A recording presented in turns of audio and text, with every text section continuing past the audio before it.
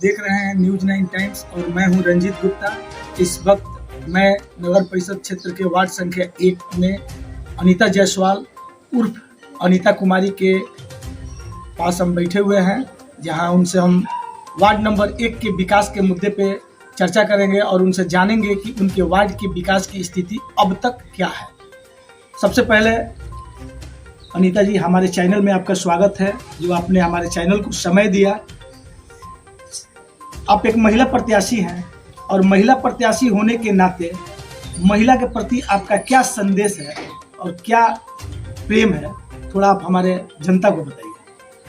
सबसे पहले तो नरकटियागंज की समस्त जनता को नवरात्रि की हार्दिक शुभकामनाएं और वार्ड संख्या 1 के सभी जनता को मेरा दिल से नमस्कार। मैं अनीता जायसवाल, उर्फ अनीता कुमारी। महिलाओं के बारे में मैं आपसे यही बोलना चाहती हूँ कि बहुत सारी महिलाएं हैं जो कि घर से बाहर नहीं निकल पा रही हैं, घर से बाहर नहीं निकल पा रही हैं और उनकी बहुत सारी समस्याएं हैं। और मैं आपसे यही कहना चाहती हूँ कि मैं जीतने के बाद मैं डोर टू डोर जाऊंगी और महिलाओं की समस्याओं को अपना समस्या समझकर मैं उनका निवारण करूंगी। जैसे हो गया कि वृद्धा पेंशन लोगों को नहीं मिल रहा है, विधवा पेंशन है, आधार कार्ड में परेशानी है, गड़बड़ी है, वो सबको मैं अपने स्तर से मैं डोर टू डोर जाऊंगी और सारी महिलाओं की समस्याओं को अपना समस्या समझ कर मैं कहूँगी और उसका निदान निकालूंगी।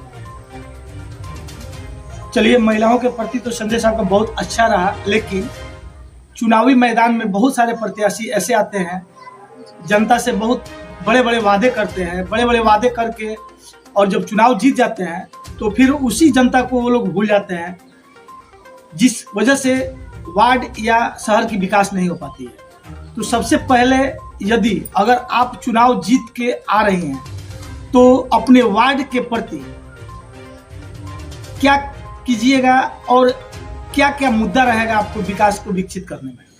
जी, बात ये है कि बहुत सारे प्रत्याशी आए, बहुत सारे पार्षद बने और गए। ये तो एक चुनावी दंगल है जो कि लोग आते हैं, वादा करते हैं और चले जाते हैं। लेकिन मैं अपने स्तर से मैं यही कहना चाहूँगी कि मैं तो अभी बहू हो चुकी यहाँ की, तो इतना सारा नहीं घूमी थी, लेकिन अभी जब प्रत्याशी के रूप में जब खड़ी हुई हूँ तो मुझे डोर टू डोर विजिट करना पड़ रहा है। तो मैं देख रही हूँ कि पक्की मकान भी है और वहाँ पहुँचने के लिए वहाँ रास्ते नहीं है। तो मैं लोगों से मैं यही कहना चाहूँगी कि जो भी लोग वादे किए उनको भूल जाइए और एक बार अनीता जायसवाल को बस एक बार मौका दीजिए और बस आप 5 साल में आप देखेंगे कि इस वार्ड का क्या मतलब उस पर मतलब विकसित, आप वार्ड को विकसित बनाने के लिए, आदर्श वार्ड बनाने के लिए जो भी प्रयास होगा आप जी बिल्कुल करूंगी मैं। और पक्की सड़कें भी मैं कोशिश करूंगी कि जितने भी डोर टू डोर जाने की जितनी भी कच्ची सड़कें अभी जो दिख रही हैं उनको अच्छे ढंग से, सही ढंग से उनको पक्की बनवाऊं।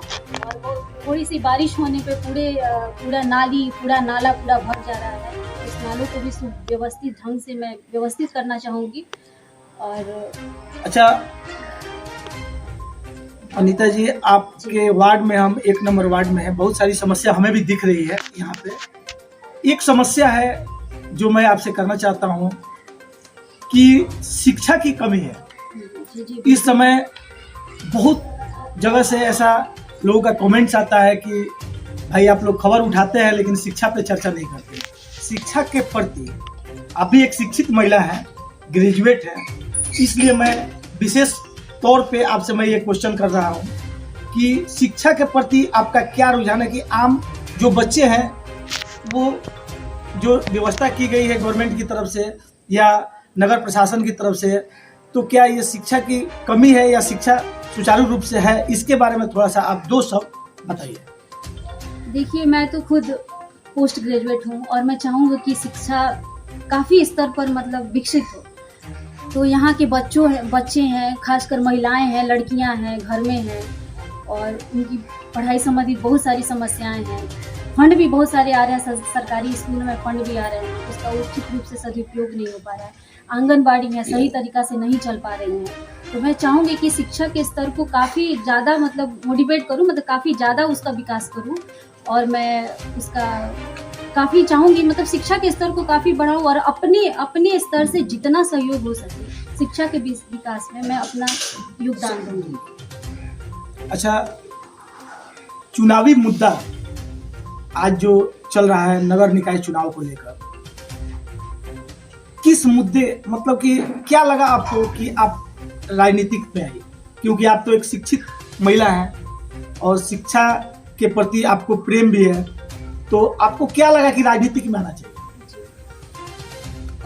चूँकि नरकटियागंज में तो मैं 16 वर्षों से हूँ, तो उस हिसाब से मैं अपने खुद नरकटियागंज में सभी वार्डों में सबसे बड़ा वार्ड है हमारा वार्ड नंबर 1। तो मैं इसमें कहीं कहीं घूम रही हूँ तो देख रही हूँ कि लोग ऊंच नीच भेदभाव ये भी सारे मतलब यहाँ चल रही हैं बहुत सारी।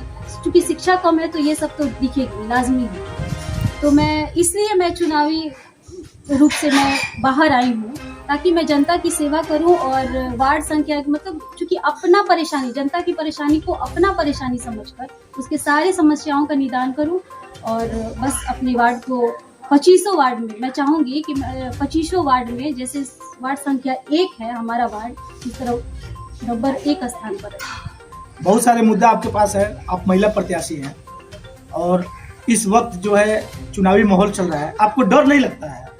डर किस बात की?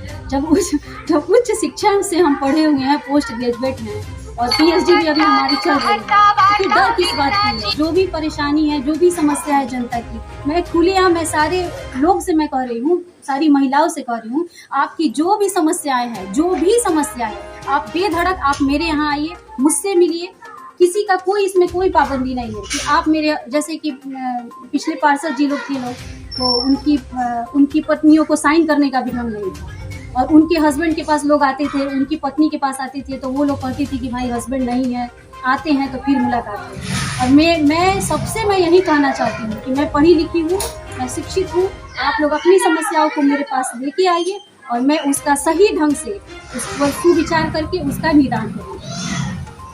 बहुत बहुत धन्यवाद आपको हमारे चैनल के साथ जुड़ने के लिए। जी नमस्कार।